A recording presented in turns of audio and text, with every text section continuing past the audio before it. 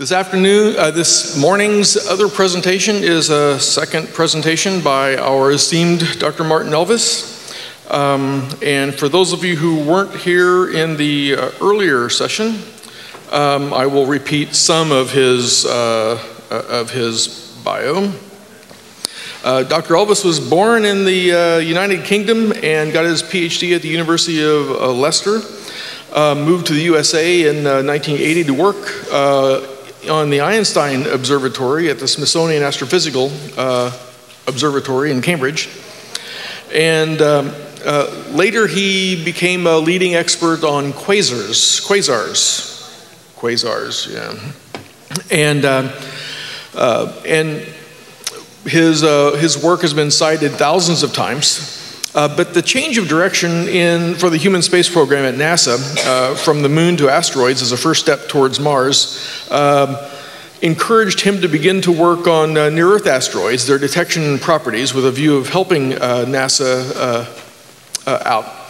Eventually, he's convinced the commercial potential of asteroids will transform our space endeavors on a large scale, and will in the process make access to space cheap and routine. Dr. Elvis has been published he's published over 300 papers and has received 15,000 citations, making him one of the most highly cited researchers in astronomy and space physics. So please welcome Dr. Martin Elvis.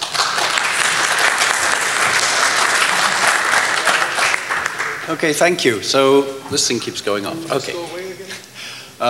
To repeat my disclaimer, I work at the Harvard-Smithsonian. Just a second, the screen, for some reason the screen went away. Okay. Yes, as I was saying, my affiliation is with the Harvard-Smithsonian Center for Astrophysics, but I must always give a disclaimer that I'm here on my own time and my own dime, and I'm not talking for them at all, because I tend to say things in this talk that they don't like, or at least that is not their policy, let's say.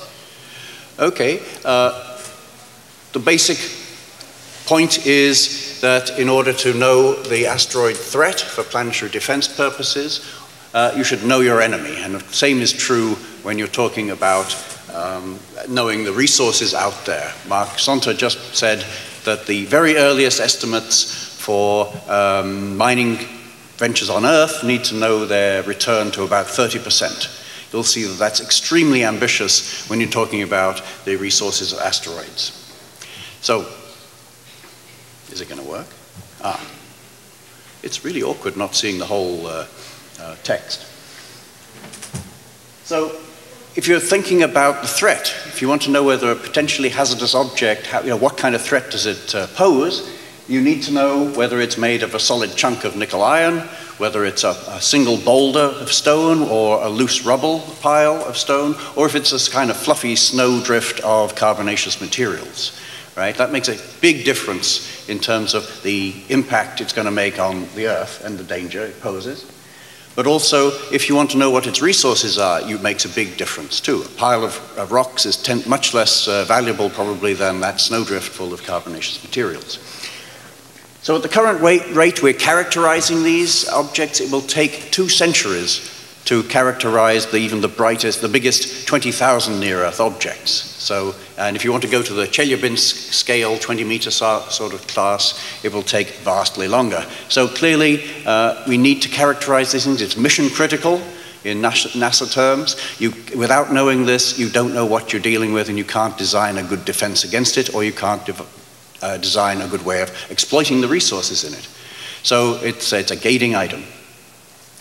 I don't think the discovery of asteroids, these of near-Earth asteroids, is a particularly in a bad state.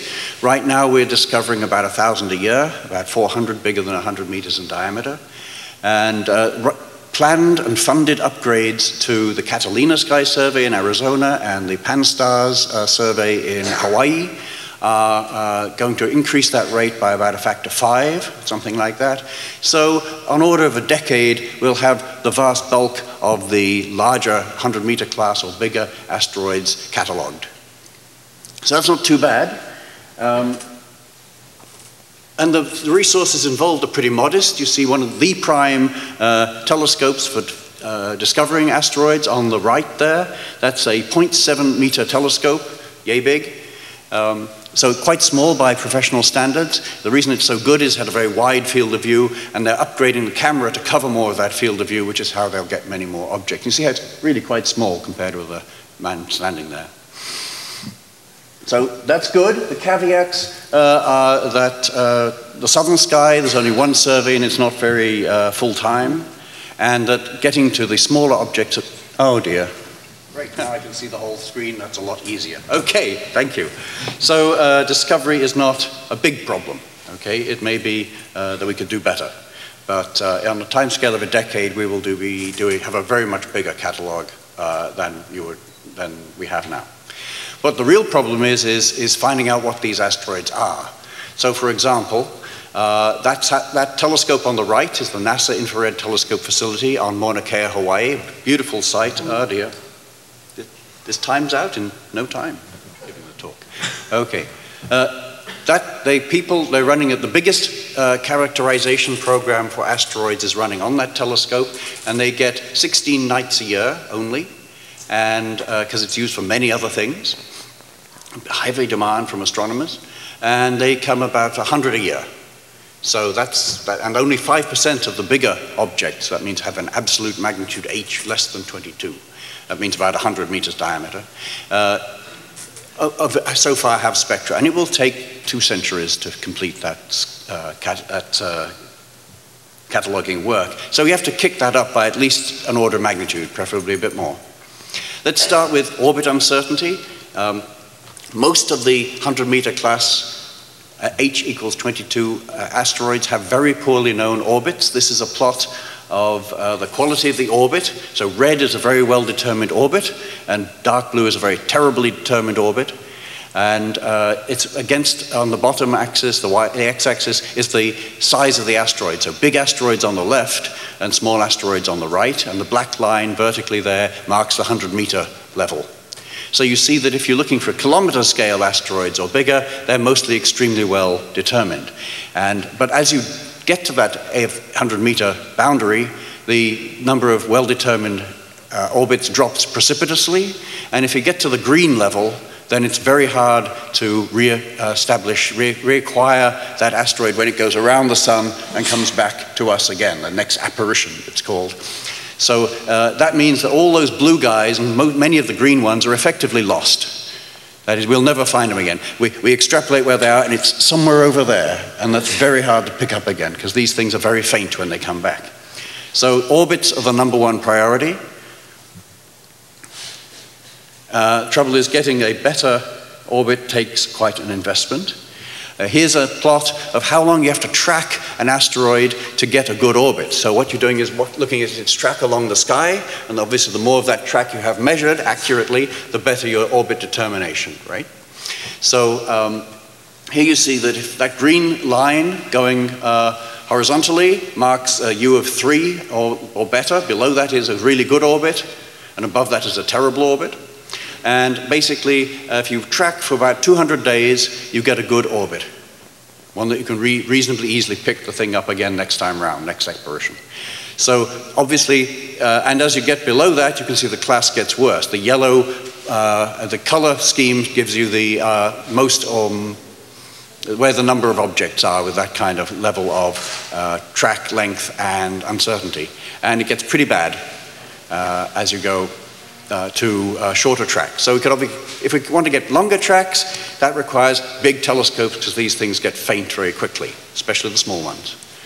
And so you could instead get much more accurate positions, because you're extrapolating a line in the sky and it's got some uncertainty on it.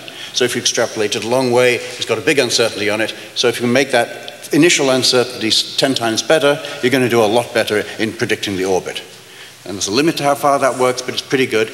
And, but that's expensive, because you have to, when you're making a survey for these things, you've got a terrible battle between covering a lot of area and getting small enough pixels on your camera that you can get an accurate position. So it's very expensive in terms of silicon detectors to have small pixels covering a large area. The Pan-STARRS system on Hawaii does manage to do that, and they demonstrate you can get at least 5 times somewhat better precision in these accurate positions called astrometry than we currently have. So probably we need follow-up instruments that are designed specially for getting accurate positions for individual satellites rather than big, oops, I've gone the wrong way, rather than big telescopes.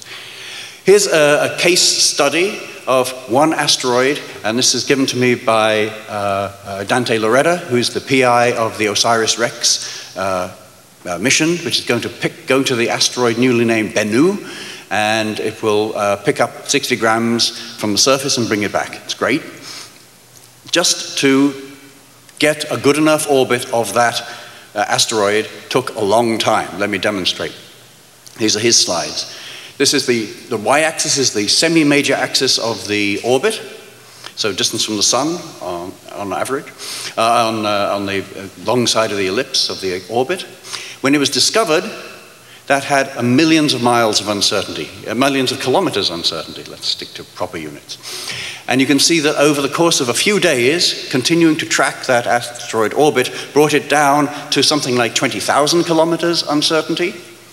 And you can see that the improvement from optical tracking leveled out. You can't do much better with that kind of measurement. Okay, are you up again? Dang. This is a bit tedious. Oh, sorry.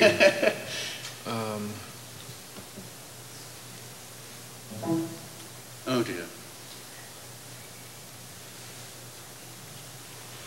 Good. Let's see. There. Okay.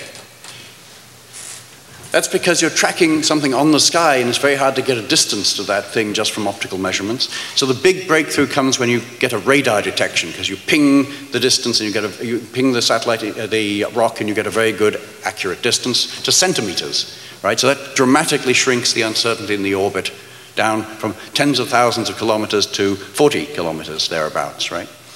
And that then you can, but then you're stuck until the object comes around again. This was 6 years later, and it was reacquired, and as soon as you reacquire it, you've got its orbital track over a very long time, and so now you're down to just a few kilometers uncertainty. Now even a few kilometers uncertainty is enough to be worrying. If you had to design to that, your spacecraft would probably have to have a telescope on board that would be able to track the real position of the asteroid from quite a long way away, so you can adjust your path, your orbit, to transfer orbit to the asteroid in real time. So you'd rather like to do better than that, and that was done by getting another radar measurement, which got it down to 100 meters error, and in fact there was a third one that got it down to a few meters. 15 meters uncertainty in the semi-major axis is fabulous, and it simplifies the asteroid mission design. If you want to go there, it's a lot easier if you know precisely where you're going. But it took 7 years to achieve that accuracy for one object. So that just demonstrates the challenges involved in trying to do this for a large number. So radar was very important. These are the 3 telescopes that are used for most of the radar measurements. They can fix the semi-major axis, like I said, to centimeters. But the current, although the new program has been much improved, it now tracks 100 of these a year, and that's not very many. And the real limitation of the radar work is that it's got a 1/r⁴ problem, right? So you send out a pulse of radiation, it diminishes in strength by 1/r², then it reflects back, and that goes by 1/r² again.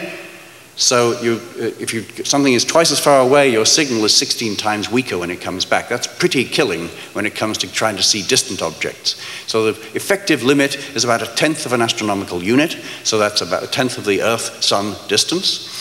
And that's for 1 megawatt pulse that's being sent out by so they're actually limited by the power cost. If they could afford to buy more electricity, they would be able to do more of these observations.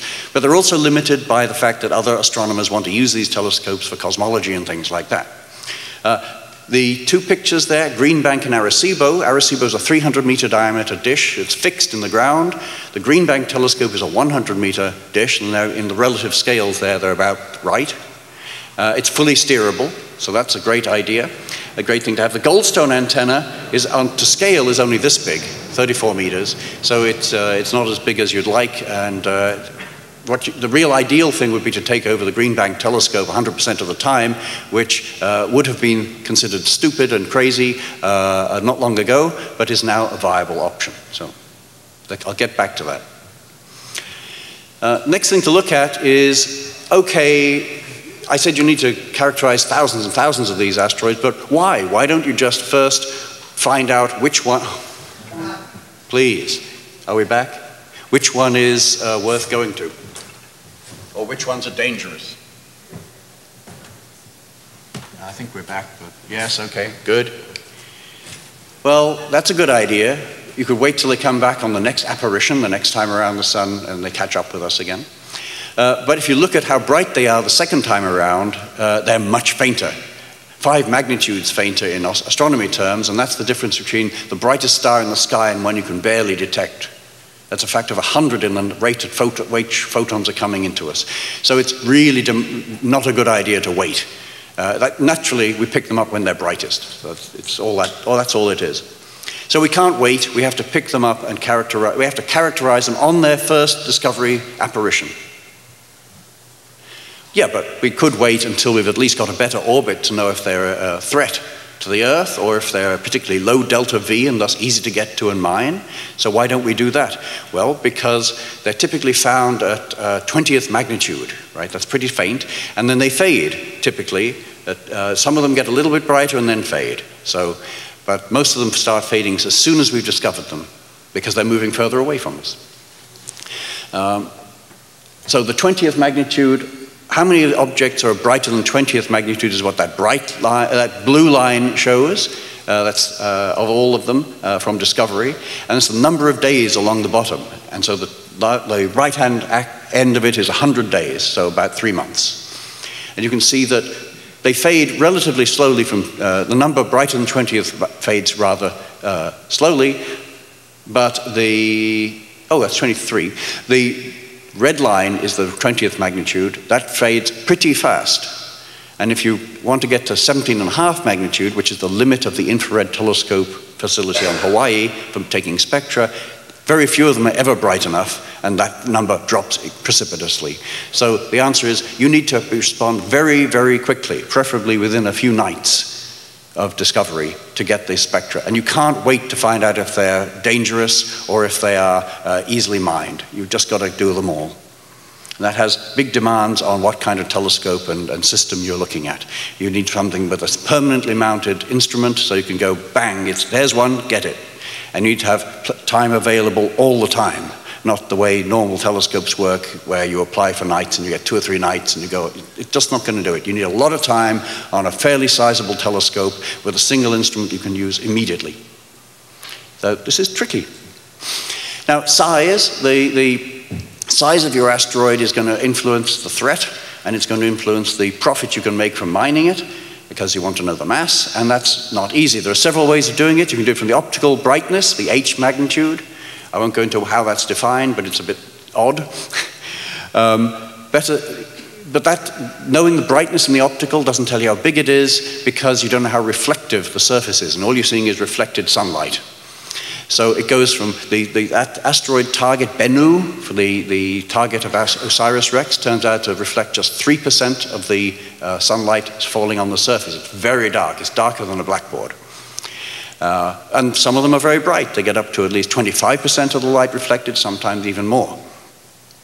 So that means there's a factor 8 uncertainty in the size just from how bright the thing is. And that translates in certain terms of diameter to about a factor 3 uncertainty. So it could be 30 meters across, it could be 90 meters across, you don't know. And if you're thinking about the mass for mining or planetary defense, the volume is uncertain by a factor of 30. So, what kind of, is this going to be easily deflected by a nuclear bomb, or do you have to use some other kind of technique to move it? It's going to depend on the mass, and the mass is heavily unknown just from this measurement. And it's certainly if you're trying to make a profit and you thought, well, 30 meters, if I've got 1.5 if I got $3 billion to make it easy, right, worth of material there, then it suddenly turns out to be $100 million worth of material. Oh dear, you're going bankrupt pretty quickly. So we've got to get a long way better than this to satisfy Mark Santa's 30% criterion.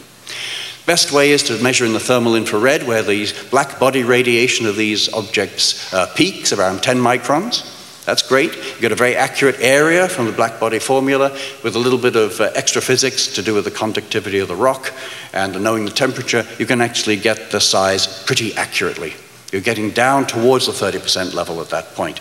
On the right, you see spectra in the mid-infrared of those of some asteroids. You see little wiggles and things, but if you look at the scale, you'll see there are a few percent wiggles. So the actual material it's made of only has a minor effect. But we'd like to know what that material is. That's also valuable for information for both defense and mining.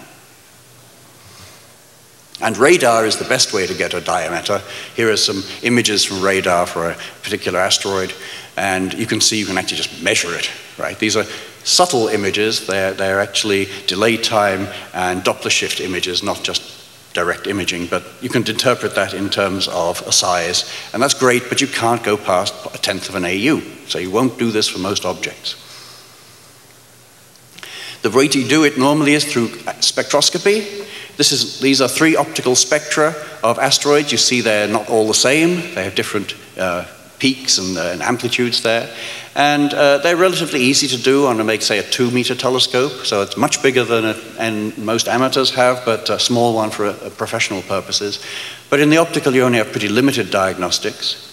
But there's a set of different asteroid reflectance spectra, and you see there is quite a wide range. So you can get quite a lot of information about carbonaceous, stony, or metallic from that.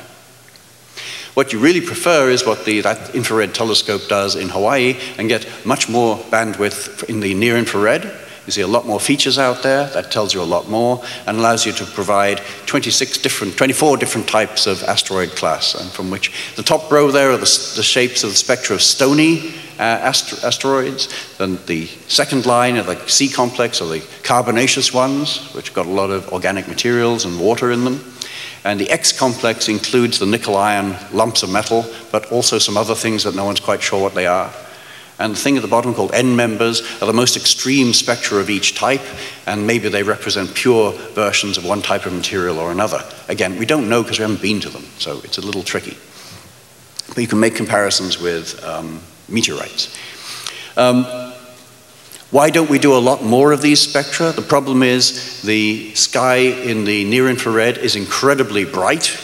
The middle panel shows all the different, a good model for many of the different emission lines from a single molecule, hydroxyl, an OH atom. There's a layer of these at tens of kilometers above us, so they can't get above it except by going to space. And these are totally dominating. You can't perhaps make out the scale on the y-axis, but that's decades. So they're of order 1,000 times brighter than the underlying background due to other causes. So you need to if only you could get rid of those, you'd be in great shape. There are methods called OH suppression, which merely spread out the spectrum, and these lines are inherently very narrow. They take up only a tiny fraction of the total spectrum if you spread it out enough. And if you look between the lines, you can get the spectrum of the asteroid and go much, much fainter. And this is being worked on. There's a telescope called Magellan, which we have partners in, which has a new infrared spectrograph that does this. They've gained a lot of background reduction, and so they can reach 10 times fainter than the infrared telescope in Hawaii, which does not have this.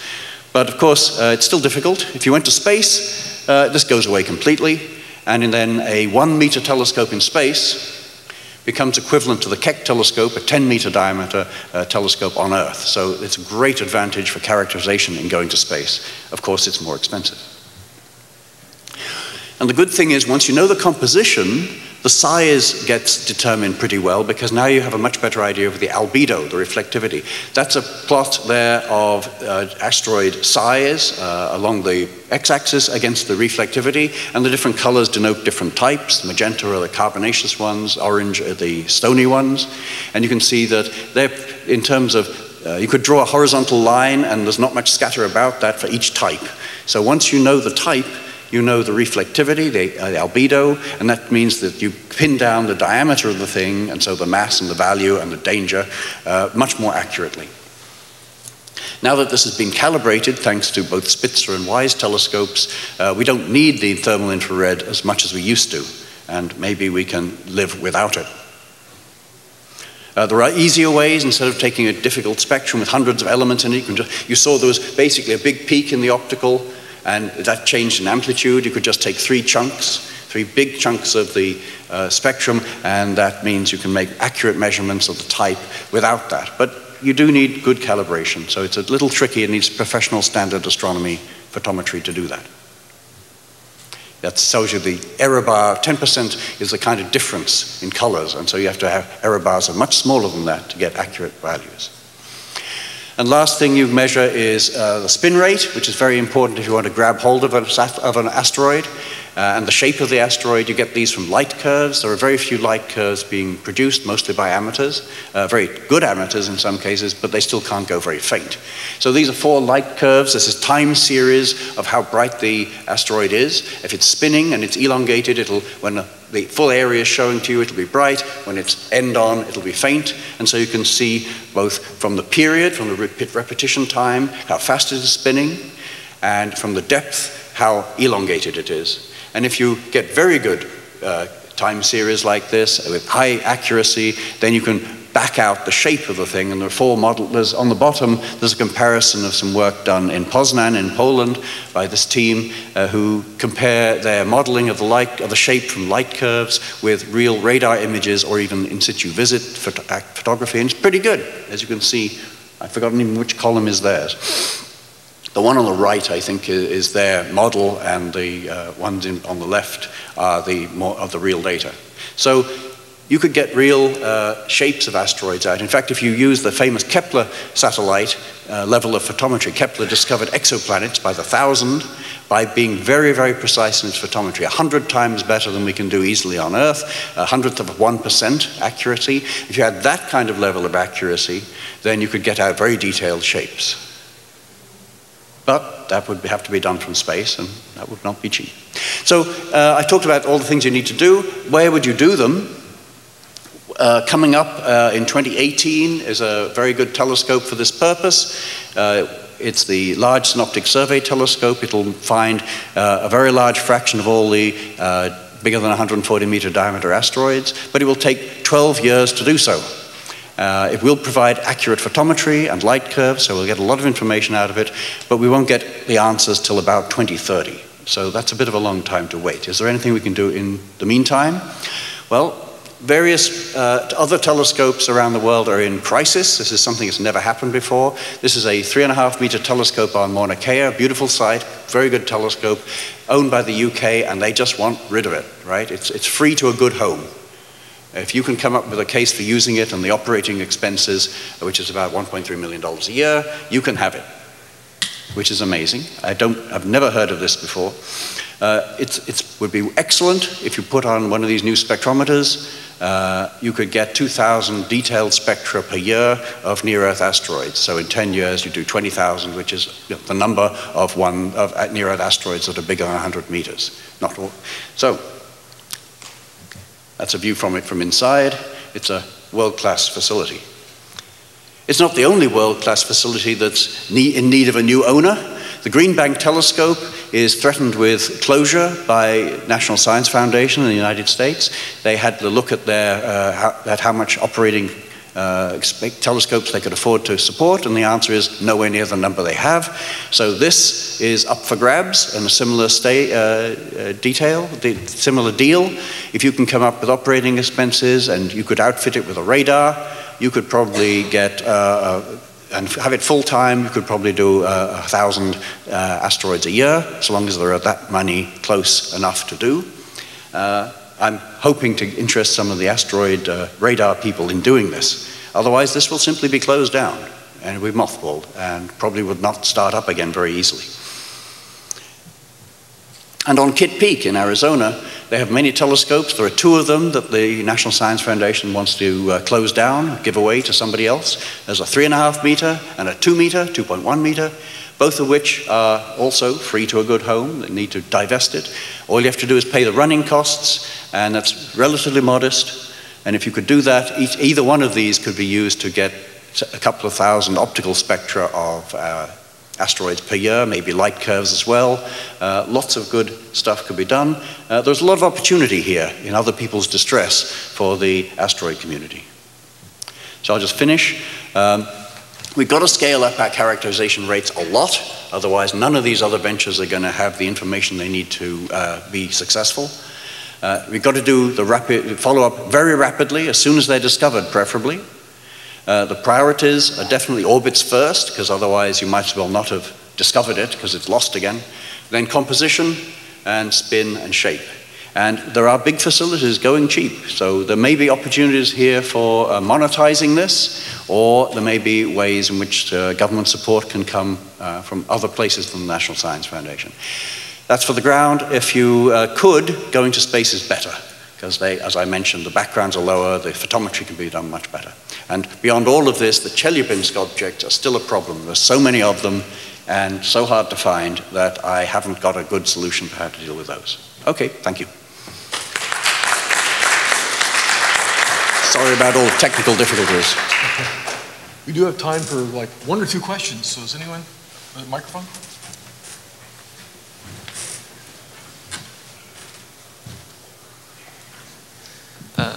Hello. Hello. Hi, sir.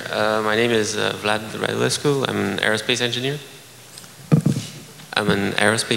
Okay. And my question is, how would you determine the composition of asteroids, like the inner composition? Because you're getting spectral from the surface, but how do you get the inner? And especially in the case of carbonaceous asteroids, that may not be, the surface may not reflect well on the inner composition.